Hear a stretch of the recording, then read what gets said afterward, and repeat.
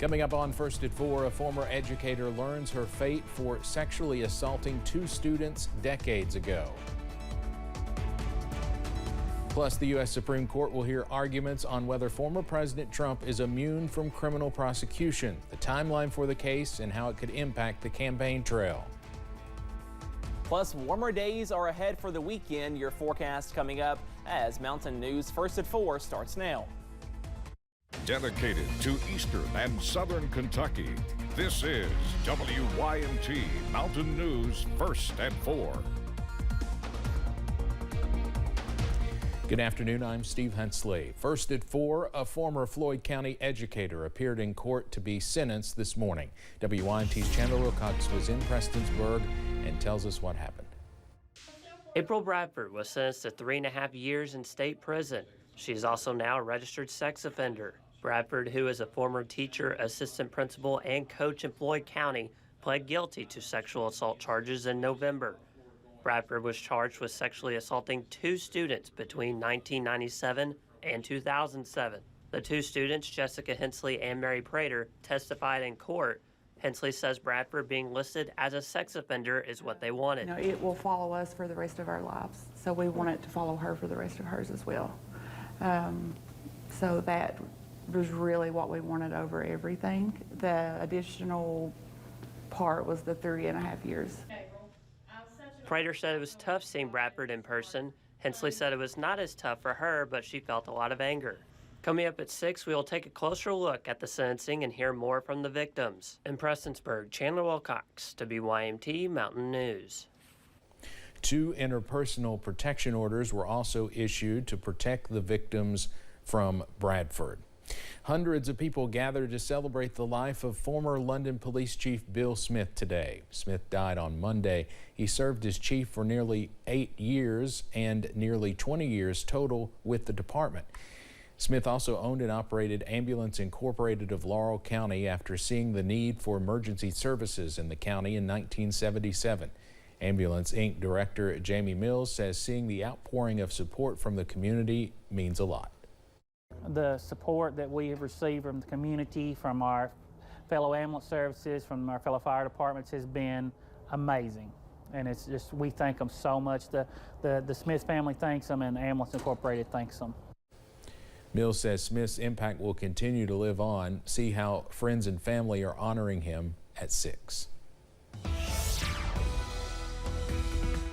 We are tracking some dry and cool conditions across the region on this Thursday afternoon. Let's take a live look from Perry County, from Buffalo Mountain, and some good news. We are getting some more sunshine. The bad news, we are below average on this Thursday. That current temperature sitting at 45 degrees, and most of us in the middle to upper 40s at this hour, up to 49 for Harlan, 42 in Pikeville, 45 in Jackson, 46 over in Pulaski County for Somerset at this hour. But up on the radar, we are dry, and that dry weather will also continue as we go into this evening. But notice as we zoom out, we are tracking this next rainmaker over Texas and Oklahoma and also Arkansas. That moisture is pushing into our direction, and we will see some more showers as we go into tomorrow. This evening, though, if you have those plans, we are dry, also chilly. Those temperatures back in the middle to lower 30s as you wake up on Friday. Clouds also increase overnight as that system gets a little bit closer, and again, more showers on the way tomorrow, trending much more warm for the weekend. We could see some 60s and some 70s by Sunday.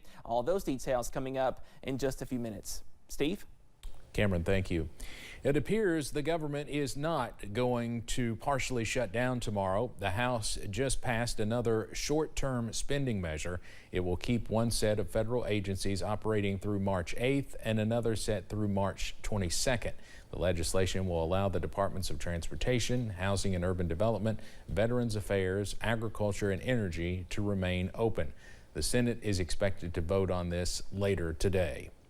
The Supreme Court will hear landmark arguments in April on whether President Trump is immune from prosecution in his case related to January 6th and overturning the 2020 election.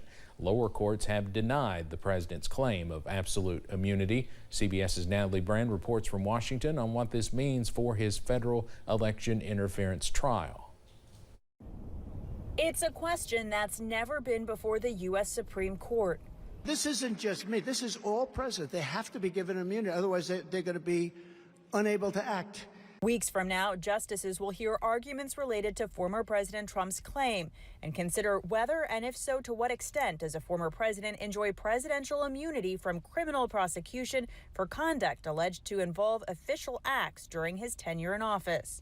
This Trump immunity case is not a case that any justice on the Supreme Court wanted to decide. I think, frankly, they concluded they just had no choice, given the importance of the case, the magnitude of these issues. Lower courts have already rejected Trump's arguments of absolute immunity, including the D.C. Federal Appeals Court. Could a president who ordered SEAL Team 6 to assassinate a political rival who was not impeached, would he be subject to criminal prosecution?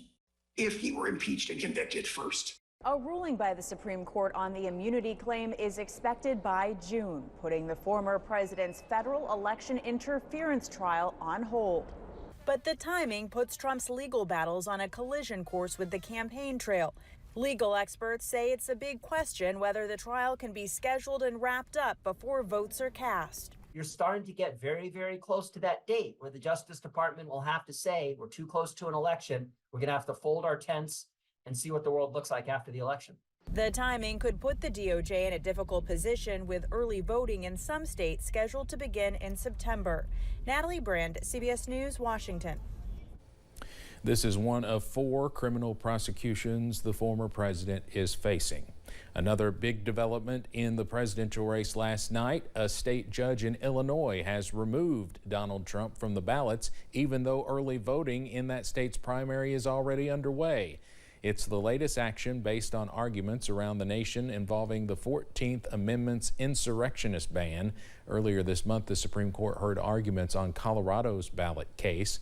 Once the justices decide the matter, it will set a precedent that all states must follow.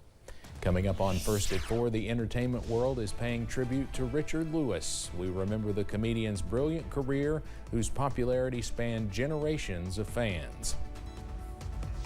And a soggy end to the work week is on tap, timing out those rain chances after this break.